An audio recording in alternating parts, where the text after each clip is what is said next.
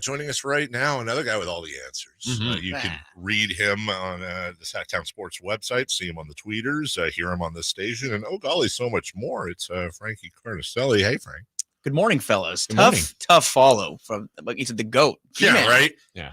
The legend. Yeah, you go from, one of the elder statesmen, if not the elder statesman of Kings media to one of the new breed, the next generation, the up-and-comers, and someday we'll be marking your 3,000 show. Wow. Yeah. Okay, we're putting a dent in today. We're putting a little dent in today. Yeah. I'm probably in the 30s right now. So. And then, you'll look back and see how you look now. You're like, I can't believe I wore that blank. Who knows?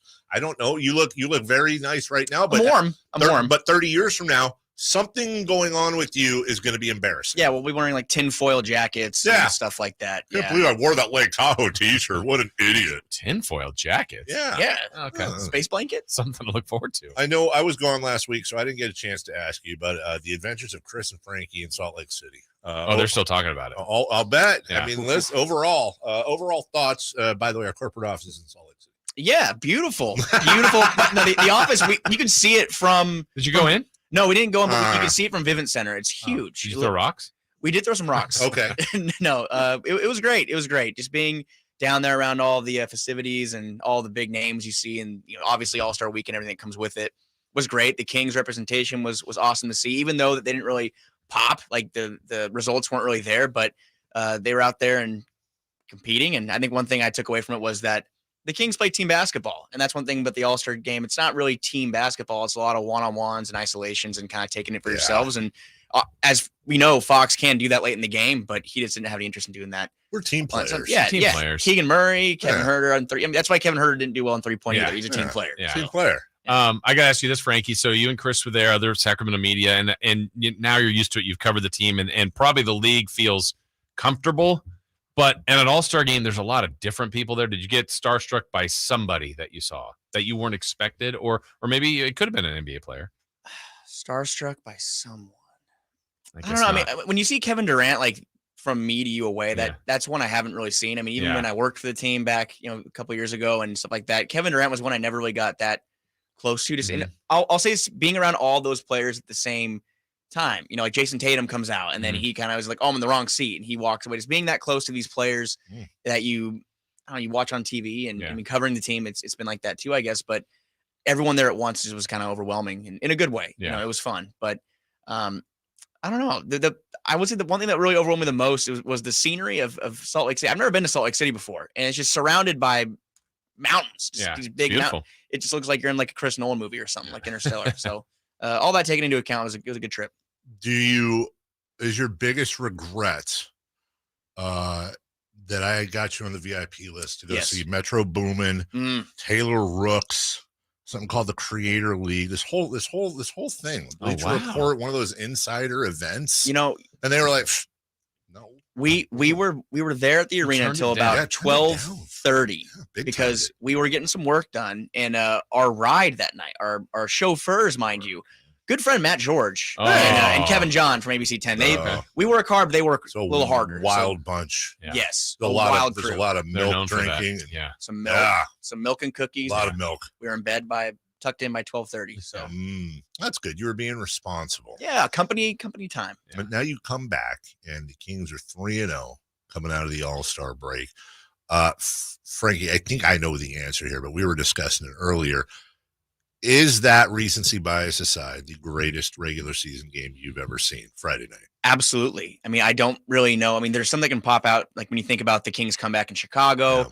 There are games like that kind of come to mind, but a 176-175 battle, back and forth battle where the Kings, I think 3 or 4 times, I just said, okay, that's the game. Down by 6 with a minute and a half left, or down by 11 with 2 minutes left. Yeah.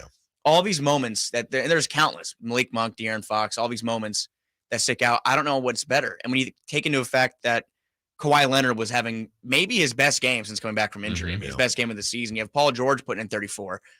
You have guys like Norman Powell and Nicholas Batum seemingly refusing to miss. All these things taken into account, I mean, a Kings battle that at the beginning of the game, I just wanted to see them compete. I said, okay, this Clippers team is super stacked. They might be one of the favorites in the West now that they restructured everything and got all these new names in. I want to see the Kings compete. And once you got into that overtime, I got that feeling of I want to see a win. Like they can't come this far and lose. And it just was the most convincing to me win that this team is good. Like this team is good and they compete with some great talents out there. Let me ask you both this. I haven't asked you this yet, Jason. Yeah. Would you rather, if you could snap your fingers, would you rather have the exact same game but at Golden won, or do you like that it was in LA more? Selfish, I guess Golden won, just the environment, but no issue with it. I mean, there's a cool nature about being kind of the isolated, being the road team and shutting everybody down. So, but yeah, I'd rather see that in person. Frankie? I think the road aspect really, I mean, Golden One would have been special, no doubt. But I think the fact that you ripped, and again, we've had our hearts ripped out a million times, but you're doing that to, they're LA fans. I mean, they're not Lakers fans, but same building. And half of them left halfway through the fourth. You know, that the game was over. Yeah, the game was over. Oh, they had to go get their plastic surgery and steal water. Well, and to be honest, I know that's the most recent, and it was the best game. I think there is no debate. But 4 games ago, 133-128 at home to Dallas when Kyrie and Luka were playing at a really high level. Yeah. The Kings played at a really high level. Frankie, that actually has given me even more belief in this team. Those 2 wins here recently, I knew they were good. They're playing well, but those are statement type wins to me. Yeah, I mean, and even back to the Suns game. I mean, they hung around with them. Competed. They were down by 4, I think, going to the fourth quarter, and you let Devin Booker do what Devin Booker does best. And I mean, the Dallas game, like last night, or 2 nights ago, they're competing against teams that are good. And especially with last night too, they're winning games that, quote, they should win. If you look at Portland and OKC, they're both missing guys. And while the games weren't complete, utter blowouts for the whole, 48 minutes, they're winning games that they should win, and they're beating teams that they should beat. And I mean, have to beat if they're going to compete in the playoffs. I mean, you have to beat teams like Dallas, the Clippers. They could see one of these teams in the first round. Things keep going the way they're going. So just the way that they're doing it right now, team basketball, De'Aaron Fox is playing the best basketball of his career. Domantas Sabonis, it's casual. The big numbers he's putting up, it almost is, he does not batting an eye at almost a triple-double. Long way to go, 22 games left, but the Kings are in a great spot. Frankie Cartoscelli in studio with us, our Sactown Sports Kings insider. For the first time since he led the team with 16 points against New Orleans, Malik Monk led the team in scoring against the Clippers. I was just thinking about that New Orleans loss, talk about out of nowhere. Is Malik Monk, we've talked about this many times this year, Jason and I have, is Malik Monk the dog of the team? I'd say so. I mean, someone who's out there, he's strutting after hitting threes. He's got the look on his face and that look in his eye, and he's not nice. I mean, I think what the Kings need more than anything, in my opinion, is an edge, and he brings that edge. I mean, you saw he got into it with Garrison Matthews and the Rockets earlier this season.